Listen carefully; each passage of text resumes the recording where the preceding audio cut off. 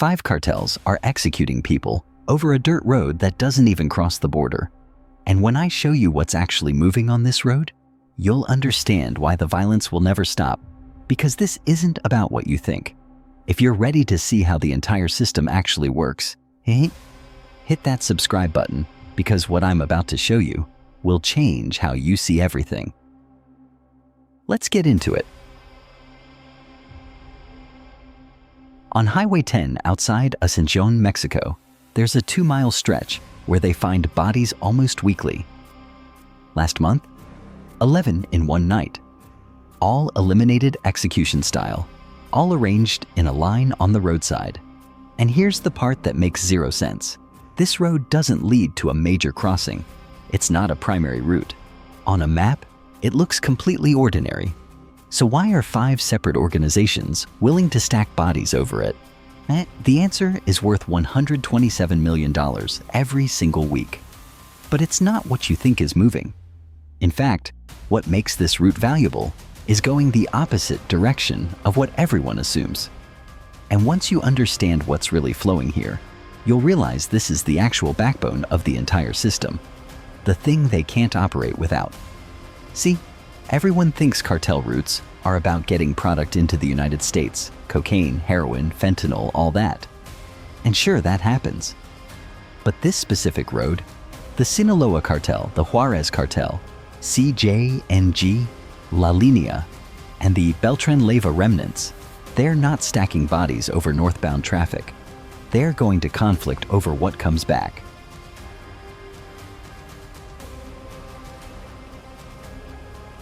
Cash. American dollars. Physical currency that has to physically cross back into Mexico. And here's what'll blow your mind. A truck carrying product north might hold $8 million worth, but that same truck coming back south, packed tight with 20s and 100s, it can carry $40 million in cash. The return trip is worth 5 times the outbound journey. Think about that for a second. The whole operation, the whole empire, it's not actually built on moving product. It's built on moving the money back. Because you can't just wire $500 million through Wells Fargo. You can't deposit $200 million in regional banks without every federal agency on earth noticing. Physical cash has to physically move. And there are only a handful of routes where you can move that kind of volume without getting caught. This road is one of them, but it's not just the road that makes it valuable. And this is where it gets absolutely insane. So drop a comment right now with what you think is buried under this road, because I guarantee you won't guess it.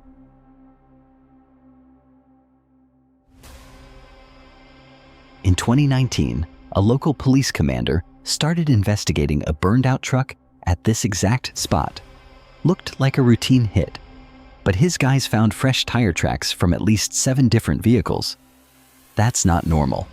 Cartels don't travel in small convoys like that. This was a meeting, or a deal gone wrong. So he starts asking questions. And that's when he learns about La Ruta del Retorno, the return route. Nobody wants to talk about it directly, but he pieces it together. This road isn't primarily about product. It's about getting American cash back into Mexico, and the volume is staggering. An estimated $127 million every week. That's $6.6 billion annually flowing through this single route. For context, that's more than the GDP of some small countries. Now here's where the geography matters. This road connects to 3 different border crossings within 30 miles, multiple fallback options. The terrain makes aerial surveillance nearly impossible, and it sits right between Sinaloa territory and Juárez territory, which means controlling it gives you leverage over both organizations. But the commander found something else, something that didn't make sense at the time. He told a journalist before he disappeared. Yeah, he vanished in August 2021, we'll get to that. He said, they're not fighting over the road, they're fighting over what's underneath it. What's underneath a dirt road in the middle of nowhere? Dirt, right? Rocks?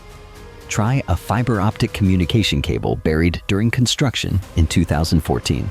Not for internet, but for something way more valuable. This cable connects 17 different stash houses, 8 border crossing points, and 5 money counting facilities. The entire infrastructure of the return route, linked underground, where nobody can intercept the signals. Whoever controls this road doesn't just control the physical path. They control the intelligence network that makes the whole operation possible. They know when loads are moving. They know which border agents are working which shifts. They know when competitors are making runs. Real-time updates on every movement, every transaction, every threat. The road itself? Almost irrelevant. It's the digital nervous system buried beneath it that's worth eliminating people over.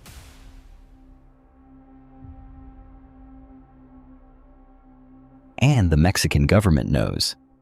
Documents from 2020 show federal authorities identified this infrastructure and understood exactly what it does, and then did absolutely nothing. Why?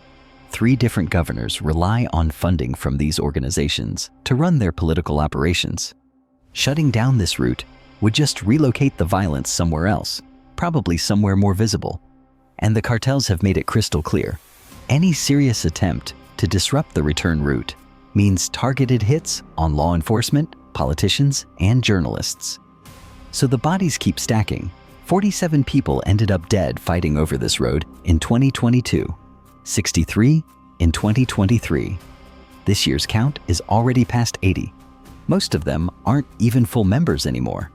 They're local kids, 17 or 18 years old, recruited with promises of $500 a week to guard a checkpoint. They don't understand what they're protecting. They just know someone's willing to pay them more than any legitimate job ever could. Quick thing before we continue, because I know some of you are probably thinking the same thing I was when I first learned about this. How is this even possible?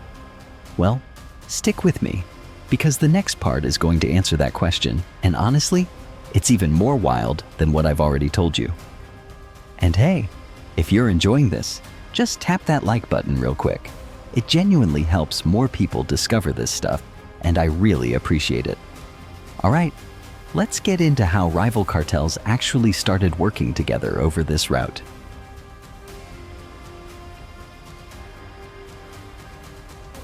Remember, I mentioned 5 different organizations fighting over this? In 2021, something unprecedented happened.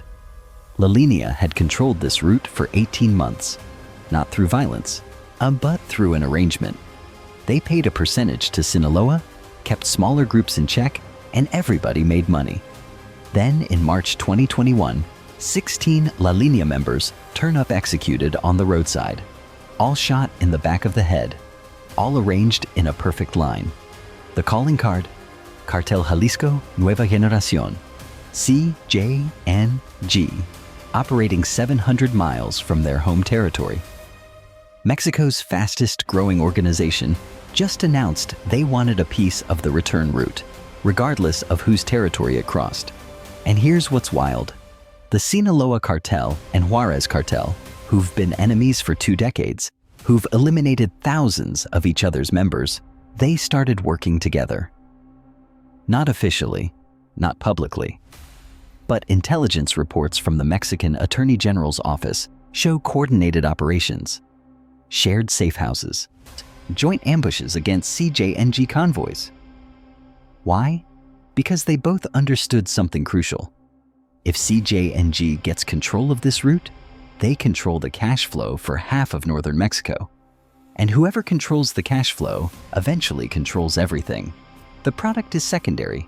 The money returning south is the actual empire.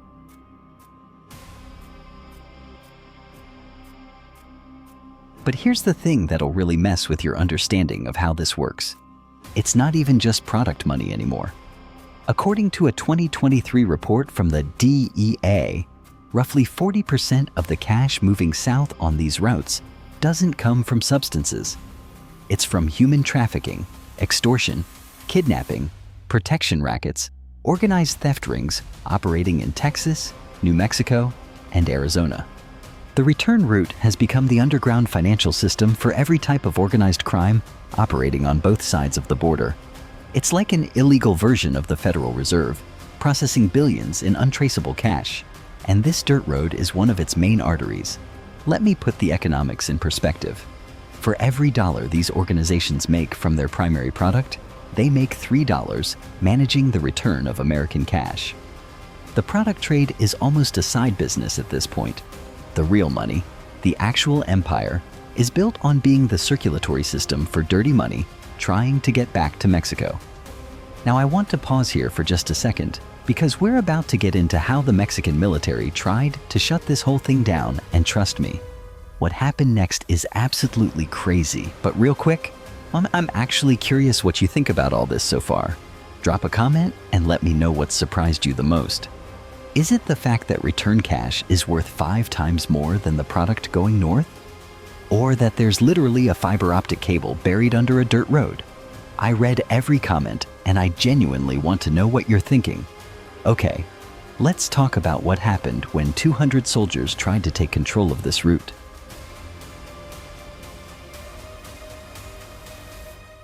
The Mexican military tried to shut it down once. May 2022. 200 soldiers, permanent checkpoints along the entire route. Within a week, snipers took out 3 soldiers. Within 2 weeks, the commander's family received specific threats. Within a month, every checkpoint was gone. The official explanation was tactical redeployment to address emerging threats. Everyone knew what it really meant. CJNG has changed tactics now. Instead of trying to take the entire route at once, they're picking off pieces. Hit a safe house here, ambush a convoy there, gradually making it too expensive for Sinaloa and Juárez to maintain. And it's working. Intelligence estimates suggest CJNG now controls about 30% of the return traffic through this corridor. At this rate, within a year, it'll be majority CJNG territory. There's a gas station on the edge of Ascensión where drivers stop before making the run. The owner told a journalist something that really captures the whole insane situation. Every truck that stops here, I know what it's carrying.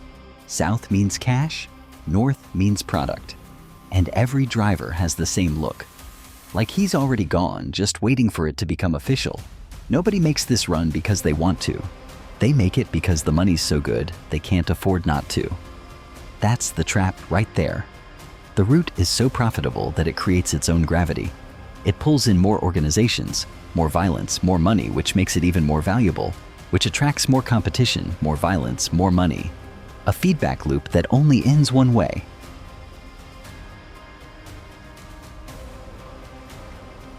And here's something most people don't realize.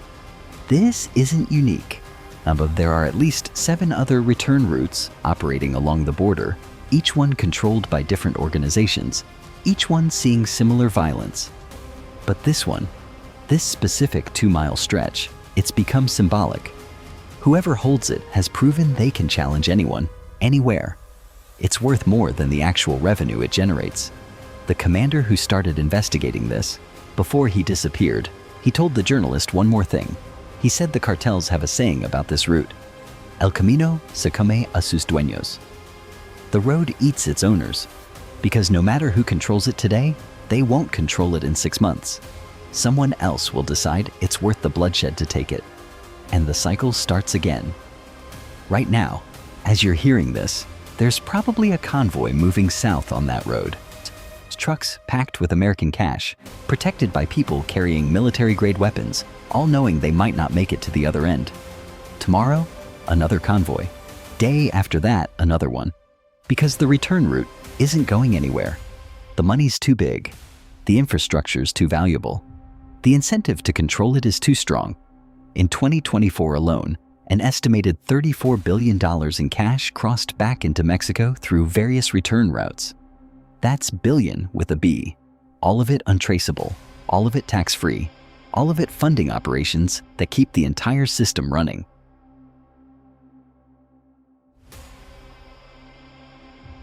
And here's the final piece that makes this whole thing even more insane.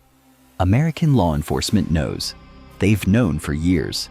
The DEA has mapped these routes, identified the infrastructure, tracked the money flows.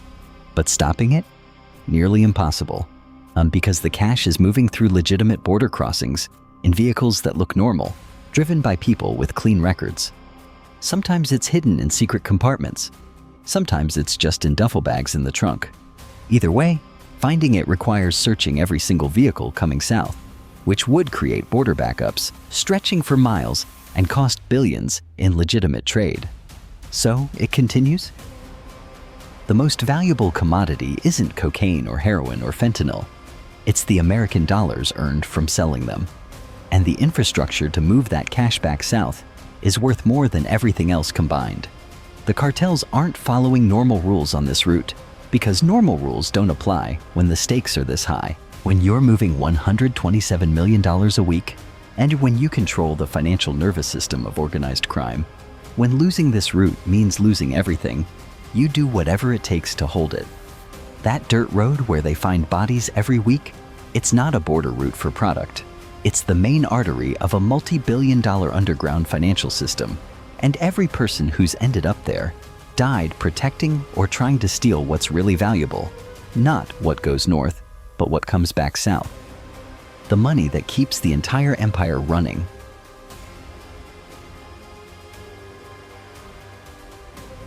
The city where cartels don't follow the rules isn't a city.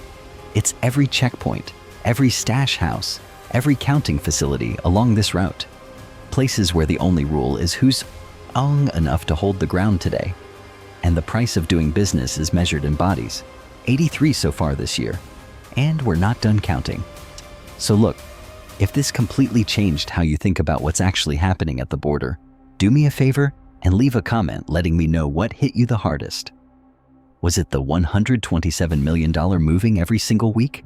The underground cables connecting everything? The fact that enemies actually teamed up because the stakes were that high? I genuinely want to hear from you.